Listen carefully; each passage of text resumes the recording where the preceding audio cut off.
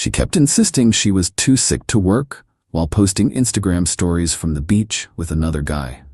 I forwarded the screenshots to her boss with the caption, "Medical Miracle Recovery." She lost her job and her vacation boyfriend the same day. I, 28 male, just watched my girlfriend of 3 years destroy her entire life in the span of 72 hours. And honestly, I'm still processing whether I feel guilty or vindicated. Melanie, 26, and I have been living together for about a year and a half. She worked, as a project coordinator at a mid-sized tech company. Pretty decent job, good benefits, the works. I'm a freelance graphic designer, so I work from home mostly. Last Monday, Melanie woke up claiming she felt terrible, dizzy, nauseous the whole night, called in sick to work. I made her soup, got her meds, typical boyfriend stuff. Tuesday, same thing. Wednesday, she said it was getting worse and she needed to see a doctor. Here's where it gets weird. She insisted on going to the doctor alone, said she didn't want me to catch whatever she had, came back with a note saying she needed a full week off work for acute gastroenteritis. Showed me the note and everything, looked legit. I was concerned, obviously. Asked if she needed me to cancel my client meetings to take care of her. She said no, her friend Brianna was a nurse and would check on her during the days while I worked. Cool, made sense. Thursday morning, I'm working in my home office when I realize I forgot to submit an invoice. The file was on our shared laptop that Melanie usually uses. I go to grab it from the bedroom, she's not there. Figure she's in the bathroom. 20 minutes later, still not back. I text her asking if she's okay. Yeah, just needed fresh air. Took a walk. Bit weird for someone with severe stomach issues, but okay. She comes back an hour later looking fine, not great, but definitely not like someone who can barely keep water down. Friday was when things started unraveling. I'm scrolling Instagram during a work break when I see Brianna posted a story. It's a selfie from what looks like an airport tagged at 5 a.m. that morning. Caption, "Vegas girls trip starts now." Hold up. If Brianna's in Vegas, who's been checking on Melanie? I check Melanie's Instagram. No new posts, but she's been watching stories. The little green dot was active. Then I remember she has a second account, a close friends one she thinks I don't know about. Her password saved on our laptop. Rookie mistake. Mel, I know, snooping is wrong, but something felt majorly off. I log in and my jaw drops. Posted 6 hours ago, her and Brianna at the airport. Posted 3 hours ago, poolside selfie with some dude's arm around her. Posted 1 hour ago, beach cocktails with the caption, "Vitamin C curing all my ailments." The dude appears in multiple stories, tall, tattooed, definitely not someone I've seen before. They're looking very cozy. I screenshot everything.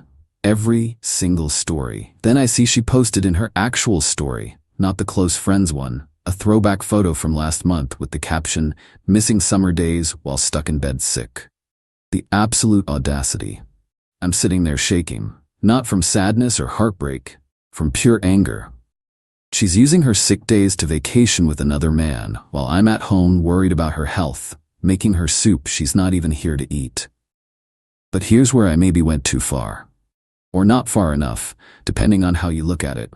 I knew her boss's email.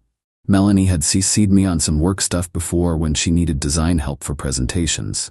Professional email, official company domain. I composed an email, subject, concerning Melanie's medical leave. Dear Mr. Rodriguez, I thought you should be aware of a potential misuse of medical leave.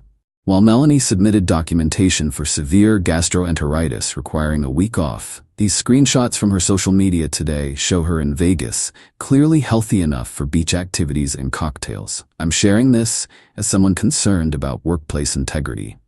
Attached are time-stamped screenshots. Best regards, a concerned observer. I attached every screenshot, including the one where she's fake sick in her main story while partying in her close friend's story. Timestamps visible on everything. Sent it. Then I packed up all her stuff from our apartment. She didn't come home Friday night. No surprise there. Update 1. Woke up to 37 missed calls and a novel's worth of texts from Melanie. Here are some highlights. What did you do? Mr. Rodriguez called me asking about Vegas. This is insane, you psycho. It was a work trip I couldn't tell you about. You just ruined my life over a misunderstanding. Call me back now. Sure, Melanie. A secret work trip where you're cuddled up with some random dude at the beach. I didn't respond, just started moving her boxes to the living room. Around noon, she storms in, still in her airport clothes, looking like she caught the first flight back. And she's furious. "You absolute piece of shit. Do you know what you've done? Hey Mel, how was your gastroenteritis treatment in Vegas?" She actually tried to keep the lie going. "It was a last-minute work retreat. I couldn't tell you because..." Stop. Just stop. I saw the close friend stories. I saw Tattoo Guy. I know it wasn't work. Her face went through about 5 different emotions before settling on indignant rage. "You hacked my Instagram? That's illegal. I'm calling the police." "You saved your password on our shared laptop, and go ahead, call them. Explain how your boyfriend found evidence of you committing fraud with your employer." That's when she switched tactics. Tears, full waterworks. "I was stressed. Work has been killing me. Brianna said a quick trip would help. I didn't plan to meet anyone, it just happened. Please, I'll explain to Mr. Rodriguez that it was a mistake." "A mistake? You got a fake doctor's note, Melanie. That's not a mistake, that's fraud." "It wasn't fake. My friend's boyfriend is a doctor. He just helped out." I laughed. Actually laughed. "So now you're admitting to medical fraud too? This just keeps getting better." She went back to anger, started screaming about how I'm controlling, abusive, that I had no right to contact her job. The neighbors probably heard everything. Then she drops this gem. "Damon understands me. He doesn't monitor my every move like you do." "Damon? That's Tattoo Guy's name? How long have you known Damon exactly?" She realized she messed up, tried to backtrack. "I just met him there. It's nothing serious. Serious enough to risk your job for, apparently." That's when her phone rang. "Mr. Rodriguez." She took the call in front of me, probably thinking she could smooth talk her way out of it. I could only hear her side. "Yes, sir. I understand. It's not what it looks like. My boyfriend is just jealous and, but the doctor's note, yes, sir. Monday morning. I understand." She hung up looking pale. "I have to go in Monday for a disciplinary meeting. This is your fault." "No, Melanie. This is what happens when you lie to everyone around you. You made these choices." She grabbed some clothes and stormed out, saying she was staying with Brianna. 20 minutes later, Brianna texts me. "What the hell did you do? Melanie is hysterical. You just ruined her career over a girls' trip." I sent her the screenshots of Melanie and Damon. "Still think it was just a girls' trip?" Brianna left me on read. Update 2. The entitlement escalated to absolutely nuclear levels over the weekend. Saturday night, Melanie's mom called me. Now, I've always had a decent relationship with her parents. They're nice people. But Melanie had clearly spun quite the tale. "How could you do this to our daughter? She made one small mistake, and you're trying to destroy her life." I calmly explained the situation. The fake illness, the doctor's note, the secret Instagram, the other guy. Her mom went quiet. "She told us you were being controlling and jealous." "Mrs. Reeves, I have all the screenshots. Would you like me to send them to you?" No, that's okay. I'll talk to her." Sunday brought a new development. Melanie started posting on her main Instagram about toxic relationships and narcissistic abuse. Her friends were eating it up, commenting support, calling me trash. Then Damon appeared in her stories. From our city. The man flew back with her. She brought her vacation hookup to the city where we live, while she's supposed to be preparing for a disciplinary meeting about the vacation she took to see him. The balls on this woman. But the real kicker came Monday morning. I get a call from an unknown number. It's Damon. "Hey bro, I think we need to talk man to man." I almost hung up, but curiosity won. "I'm listening." "Look, I didn't know Melanie had a boyfriend. She told me you guys broke up months ago. But now she's staying with me at my hotel and talking about moving in together. And it's been like 4 days. I'm starting to think she's not being straight with me." I sent him the screenshots. All of them. Including her text to me from Friday, claiming it was a work trip. Holy shit. She told me she was single and on a work vacation. Said her ex was stalking her and got her fired. Man, I'm sorry. I don't do the whole homewrecker thing. You're good, dude. You didn't know. But, good luck with whatever she's telling you now. Yeah, she's already talking about how we're soulmates and I should help her sue you for defamation. After 4 days, I'm getting the hell out of here. Monday afternoon, the disciplinary meeting happened. Melanie texted me throughout. They're asking for proof the doctor's note is real. I need you to say you made up the screenshots. Please, I'll do anything. If you ever loved me, you'll help me. Answer me. This is your fault, you owe me. I didn't respond to any of it.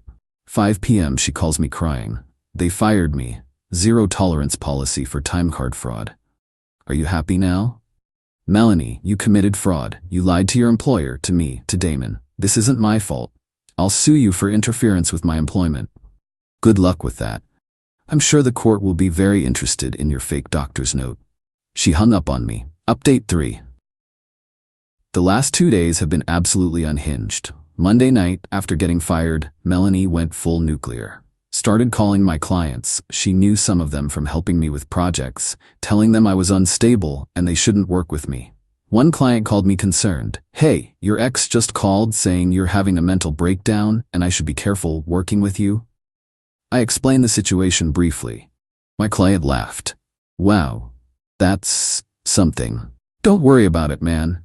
I know your work speaks for itself. Thankfully, all my clients reacted similarly. If anything, they felt bad for me. Tuesday morning, I wake up to find my car keyed. Deep scratch down the entire driver's side. I check my doorbell cam. Hooded figure at 3 a.m., but I'd bet my laptop it was Melanie.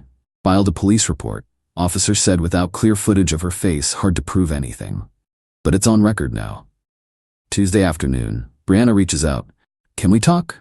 Melanie is spiraling and I'm worried. We meet for coffee. Brianna looks exhausted. Look, I need to apologize. I didn't know about Damon when I agreed to the Vegas trip. She told me she was planning to break up with you and needed a girls' weekend to clear her head. I found out about him when we got there. And you didn't think to tell me? She's my best friend. Was. I don't know anymore. She's lost it. She's been at my place since Damon ghosted her Monday night. She's talking about suing you, suing her company, suing Damon for emotional damages. She spent all night making fake LinkedIn profiles to trash talk Mr. Rodriguez and the company. She's making fake profiles to harass her former employer? Yeah, I tried to stop her, but she says it's justice. I'm scared she's going to do something really stupid. She keeps saying you ruined her life and she has nothing left to lose. I thanked Brianna for the heads up. She said she was planning to ask Melanie to leave her apartment because the situation was getting scary. That evening, the property manager emails me. Someone, guess who, called claiming to be my employer, saying I'd been fired and wouldn't be able to pay rent. Property manager didn't buy it, knows I'm freelance. This woman was trying to get me evicted. Wednesday morning, today, I wake up to see Melanie posted a GoFundMe. Help me rebuild after domestic abuse. Her story claims I isolated her, controlled her finances, got her fired through manipulation, and left her homeless. Goal, $10,000. The audacity. The sheer, unmitigated audacity. I started getting messages from mutual friends asking if I'm really an abuser. Some believe her story without question. Others are skeptical and reaching out for my side. I made one Facebook post. No drama, no details. Just, for those asking, Melanie and I broke up after I discovered she took fraudulent sick leave to vacation with another man. Her employer terminated her after I provided evidence of the fraud. I have not and will never engage in abuse of any kind. I wish her the best in her future endeavors. Attached one screenshot, the one where she's at the beach with Damon, while her main story claims she's sick in bed. Her GoFundMe got taken down within hours. Turns out lying on a fundraising platform is against TOS. Who knew? Final update. Thought I'd give one last update since people keep asking what happened. Melanie's life completely imploded, and it was entirely self-inflicted. After her GoFundMe got yanked, she tried starting a new one under a different name. That got caught too. Turns out when you publicly post screenshots of your fundraiser and people report it, the platform pays attention. She got kicked out of Brianna's apartment after Brianna caught her trying to take out credit cards in Brianna's name. Yeah, she escalated to attempted identity theft. Brianna filed a police report and got a restraining order. The fake LinkedIn profiles she made to trash her former employer? LinkedIn's legal team sent her a cease and desist. Her former company is considering legal action for defamation and cyber harassment. Remember her friend's boyfriend who gave her the fake doctor's note? Turns out he's not actually a doctor, He's a medical student. The medical school found out about him providing fraudulent documentation. Last I heard, he was facing disciplinary action. Melanie ended up moving back with her parents 2 hours away. But not before one final act of desperation. She tried to break into our now my apartment when I was at a client meeting. Neighbor called the cops. She told them she lived there and lost her key. Cops asked for ID, saw the address didn't match, and arrested her for attempted B&E. I didn't press charges. Just wanted her gone. Her parents reached out to apologize. They were mortified when they learned the truth. Apparently, she'd been spinning tales to them for years about various situations. This was just the first time it all caught up with her. The vacation boyfriend, Damon, he texted me last week. Dodged a bullet, man. She showed up at my job trying to get me to pay for her lawyer fees. Security had to escort her out. How did you date her for 3 years? Honestly, I've been asking myself the same question. As for me, I'm doing okay. Lost some mutual friends who chose to believe her version, but the real one stuck around. My clients have been super supportive. Even got a new project from one of them who felt bad about the whole situation. Started therapy to process everything. Therapist says I showed remarkable restraint given the circumstances. Still working on not feeling guilty about the email to her boss. She made her choices, but I made mine too. The apartment feels weirdly empty but peaceful. Got a new couch. The old one had too many memories. Adopted a cat. Named him Solo. Seemed fitting. Oh, and I changed all my passwords. Learned that lesson. To everyone saying I should have just broken up with her quietly, you're probably right. But you know what? Sometimes people need to face the consequences of their actions. She chose to lie, cheat, and commit fraud. All I did was make sure the truth came out. Would I do it again? Honestly, probably not. The drama, the stress, the keyed car, wasn't worth it. But in that moment, seeing her living it up on a beach while I was making her soup for an illness she didn't have? Yeah, I snapped. Life lesson, when someone shows you who they are, believe them. And maybe don't save your passwords on shared devices. Thanks for following this wild ride, Reddit. Here's hoping my next relationship is with someone who doesn't need a fake doctor's note to take a vacation.